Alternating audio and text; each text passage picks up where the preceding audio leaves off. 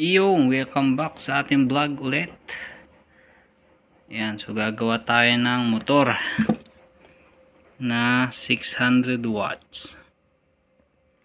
Ayan, so ang problema daw is ayaw tumakbo. Then parang tawag dito, ayaw tumakbo ng motor. So try natin ng hall sensor. Parang tawag dun, nagba-vibrate lang yung motor. So suspect natin is hall sensor. Yun ang pagkaalam ko lang. Dahil so yung binuksan ko, inalis ko yung wire, ay yung electrical tape na nakapalupot dito. Ayan ang bumungad. Isa yan sa sanhi siguro ng problema ng motor. So titignan pa natin dito sa ilalim, bubuksan natin yan kasi hindi naman siya putol. Pero yun nga, hindi pa natin sure na ito yung problema o meron pa dito sa ilalim. Sa dulo baka may naputol o ano man. So yun ang titignan natin. So connector nya is okay naman, walang putol. Yan, so lagi nating check maigi, double check natin kung anong magiging problema. Ayan, so let's go.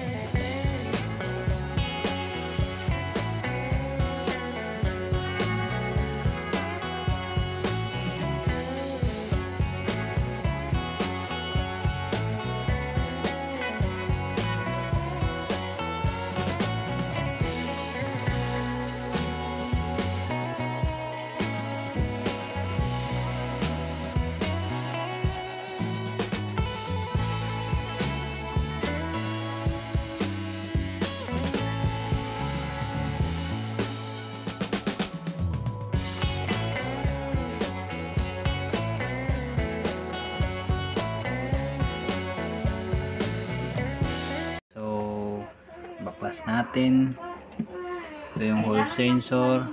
Then try natin kung may putol ang mga wire dito, so para test natin kung may problema o wala. Yan, pag tumunog yung ating digital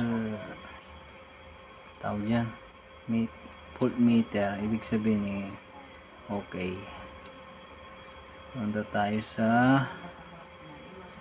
green. Saan ang green? Ayan, tumunog, ibig sabihin okay. Yellow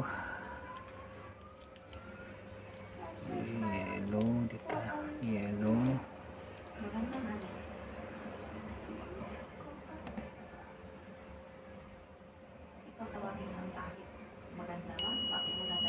Ayun, tumunog, ibig sabihin okay. Blue okay. Black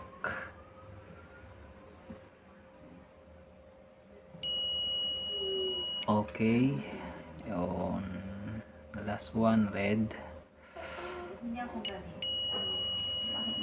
Yun, so all goods naman. So gagawin natin is itong tama, yan, puputulin natin, uulitin lang natin, pagkukunikan natin ulit, baka nag-ground lang dahil nga yan, putol-putol na yung ibang wire, baka nga nag-ground lang kaya nagkaganon ang motor. So okay naman, wala naman, tama yung hall sensor, wala naman sunog, walang ano. Ayan, all goods. So yun, gagawin lang natin Ayan, pagdidikit puputulin, tsaka pagdidikitin lang natin. Siyempre gagamit tayo ng tawag dito, panghinang. Yan, gagawin tayong hinang para maging okay to. So yun, wala naman tayong tester ng hole sensor, so wala tayong tester, kaya hindi natin malaman kung okay na o ano. So malalaman natin pag kinabit na tas naging okay yun. Pag ganun pa rin, ibig sabihin baka sa controller, o isa rin to, baka papalitan na ng buo. Ito, hole sensor, papalitan na, pero okay naman, wala man sunog, walang putol, goods naman. So yun na lang ang gagawin ko. So time lapse ulit.